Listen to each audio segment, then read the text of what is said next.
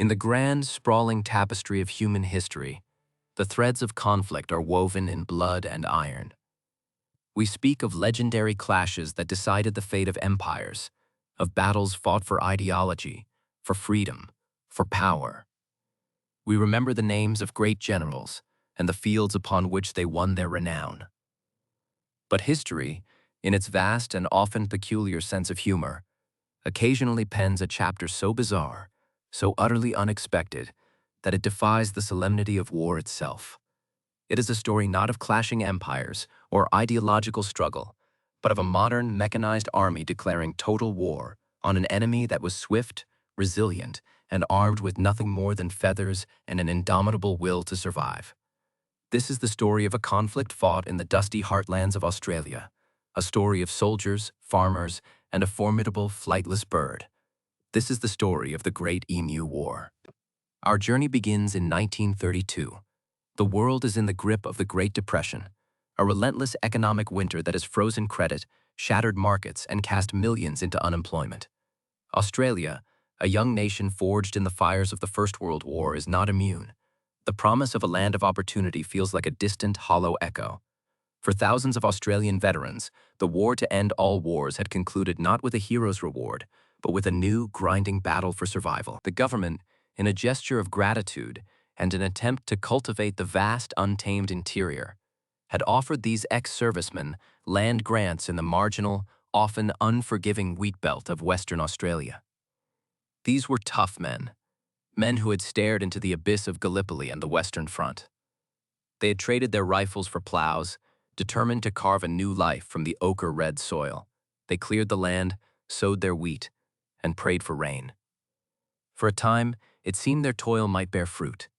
But as the crops began to ripen in the spring of 1932, a new shadow fell across their hard-won fields. It was not the shadow of economic collapse, nor the specter of another human war. It was a moving, breathing shadow, a tide of gray and brown that swept across the landscape. An army was on the march, an army numbering some 20,000 strong. They were tall, standing nearly 2 meters high, covered in a shaggy coat of feathers that acted as a natural armor. They moved with a loping, deceptive speed, their powerful legs carrying them across the plains at up to 50 kilometers per hour. This was the great seasonal migration of the emu. Drawn by the promise of cultivated land and the water sources the farmers had inadvertently provided, the emus descended upon the wheat belt like a biblical plague. They were not merely passing through. They were a destructive force of nature. They devoured the wheat, trampled what they didn't eat, and, in their clumsy passage, tore down the flimsy, rabbit-proof fences that were the farmers' last line of defense. With the fences breached, hordes of rabbits followed in their wake, compounding the devastation. The veterans, who had faced down German machine guns, now watched helplessly as their entire livelihood was consumed by an avian horde. Their fields, the very symbol of their post-war hopes, were being turned into a barren wasteland. Desperate, the farmers appealed to the government. They were, after all, former soldiers. They understood the language of conflict and deterrence. A deputation of these veterans traveled to Perth to meet with the Minister of Defence, Sir George Pearce. Their request was unusual, but their logic was simple. If this was an invasion, they needed an army. They proposed a solution straight from the military playbook: the deployment of machine guns. They argued that the birds would make for excellent target practice, and they offered their own experience to assist the gunners. Sir George Pearce, a man not known for his sense of the absurd, considered the proposal. The political calculus was complex. The farmers were a vocal and sympathetic group. The press was already running stories of their plight. Furthermore, the idea had a certain appeal to a military looking to demonstrate its utility in a time of peace and budgetary constraints. It was a chance for some public relations, a show of force that would demonstrate the government's commitment to its struggling veterans. And so, the decision was made. The Australian military would go to war. The command of this peculiar expedition was given to Major G.P.W. Meredith of the 7th Heavy Battery of the Royal Australian Artillery. He was a seasoned officer, tasked with leading a small but well-equipped force. His command consisted of 2 soldiers, Sergeant S. McMurray and Gunner J. O'Halloran. Their primary armaments were 2 Lewis automatic machine guns, formidable weapons that had spat death across the battlefields of Europe. They were also supplied with 10,000 rounds of ammunition. The plan was straightforward. They would travel to the Campion district, link up with the farmers, and annihilate the emu menace. It was to be a swift, decisive operation. The press, catching wind of the Emu War, treated it with a mixture of seriousness and theatrical excitement. A Fox Movietone cinematographer was even dispatched to capture the glorious victory for audiences back home. In early November 1932, under the relentless glare of the Australian sun, Major Meredith and his men marched off to war. They expected a turkey shoot. They would soon discover they were facing an enemy far more cunning than they could ever have imagined. The first engagement took place on the 2nd of November. A flock of around 50 emus had been spotted near the town of Campion. This was the moment. The soldiers, guided by local farmers, set up an ambush. The Lewis gun was mounted, its barrel glinting in the sun. The men took their positions, their hearts likely filled with a sense of surreal anticipation. The emus, blissfully unaware of the mechanized death that awaited them, ambled closer. The farmers, acting as beaters, attempted to herd the birds into the machine gun's optimal field of fire. Major Meredith gave the order. The Lewis gun roared to life, its staccato bark echoing across the plains. But the emus did not fall in neat, orderly rows as expected. At the first sound of gunfire, the single flock instantly shattered into countless small groups, each one running in a different, unpredictable direction. They were not panicked, they were tactical. They scattered with such speed and randomness that the gunner found it impossible to draw a bead on any single target.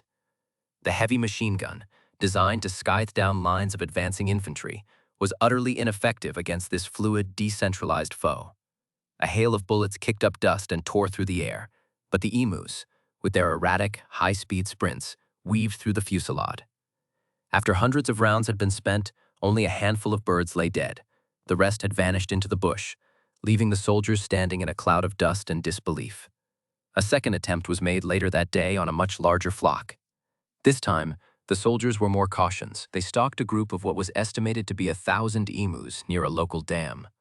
They crept into position, hoping the element of surprise would work in their favor.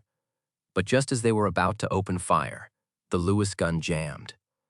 Before the stoppage could be cleared, the entire flock had melted away into the landscape, alerted by some unseen signal or sixth sense. The first day of the war was over. The official body count was perhaps a dozen birds. The Australian army had been outmaneuvered and humiliated. Major Meredith was a professional soldier, and he was not one to accept defeat lightly. He recognized the emu's speed and guerrilla tactics. He needed to adapt. His new strategy was to mount one of the Lewis guns onto a truck. This would give them mobility. They could chase the emus down, firing from the moving vehicle. It was a plan that seemed to bring the full force of modern mechanized warfare to bear on the problem. On paper, it was a sound tactic. In practice, it descended into pure farce. The chase that ensued was something out of a silent film comedy. The truck, loaded with a soldier desperately trying to aim a heavy machine gun, bounced and bucked violently over the rough, uneven terrain. It was impossible to get a steady shot. The emus, meanwhile, were in their element. They could easily outrun the lurching vehicle, darting and weaving with infuriating agility. The gunner clung on for dear life, spraying bullets in every direction except, it seemed, at an actual emu. At one point, an emu became entangled in a fence, and the truck, in its frantic pursuit, crashed straight through it, sustaining damage that took it out of the chase. The cinematographer, struggling to capture the chaotic scene, could film nothing but a blur of dust, feathers, and bouncing machinery. Not a single emu was hit during these mobile engagements. The birds were simply too fast, the terrain too rough, and the entire concept too ludicrous to succeed. Major Meredith, in his official report, wrote with a kind of grudging admiration for his foe. He noted their seeming invulnerability to bullets. The birds' thick, shaggy feathers and tough hides acted like a form of primitive body armor, causing bullets to glance off or fail to penetrate vital organs. He famously commented, "If we had a military division with the bullet-carrying capacity of these birds, it would face any army in the world. They can face machine guns with the invulnerability of tanks." He described their tactics, noting how each small flock seemed to have a leader, a tall, black-plumed bird that would stand watch while the others fed, giving a warning call at the first sign of danger. allowing the group to scatter before the soldiers could even get into range. The emus, he concluded, were not just dumb animals. They were cunning strategists, an enemy as wily as any human guerrilla fighter he had ever read about. By the 8th of November, just 6 days after the campaign began, the first phase of the war was over. Approximately 2,500 rounds of ammunition had been fired. The official estimates of emu casualties varied wildly, from a mere 50 to perhaps a few hundred. Whichever number was true, it was a pathetically small fraction of the 20,000-strong emu army. The military operation was a catastrophic failure. The news back home was not of a glorious victory, but of a national embarrassment. In the Australian House of Representatives, politicians debated the merits of the war. One parliamentarian dryly asked if a medal would be awarded for the conflict. Another suggested that the emus should get the medals, for they had won every round thus far.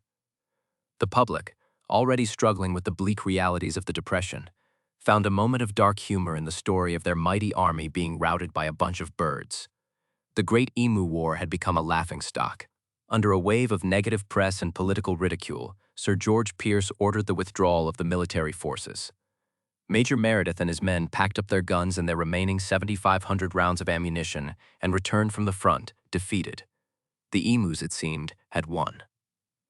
They continued their rampage through the wheat fields, their victory complete, but the farmers' plight was no laughing matter. Their crops were still being destroyed, and their livelihoods hung by a thread. The pressure on the government did not cease. So, in a move that demonstrated either remarkable persistence or a profound inability to learn from recent history, the military was sent back into the field for a second campaign. On the 13th of November, Major Meredith was once again deployed to the wheat belt, his orders renewed. This time, he was determined to be more successful. He adopted more traditional ambush tactics, staking out water sources and waiting for the birds to come to him. This second offensive yielded slightly better results. The tactics were more refined, the gunners more experienced in the ways of their feathered adversaries. Over the next month, the soldiers managed to kill a significant number of emus. The official report claimed 986 birds killed with 9,860 rounds of ammunition. This was a kill rate of roughly 10 rounds per emu, a statistic that, while an improvement, was hardly a model of military efficiency. A further 2,500 birds were reported to have died from injuries later. But even these numbers, likely inflated for the sake of salvaging some military pride, were a drop in the ocean. The emu population remained strong, and the problem for the farmers, though slightly abated, was far from solved. Finally, in mid-December, Major Meredith was recalled for good.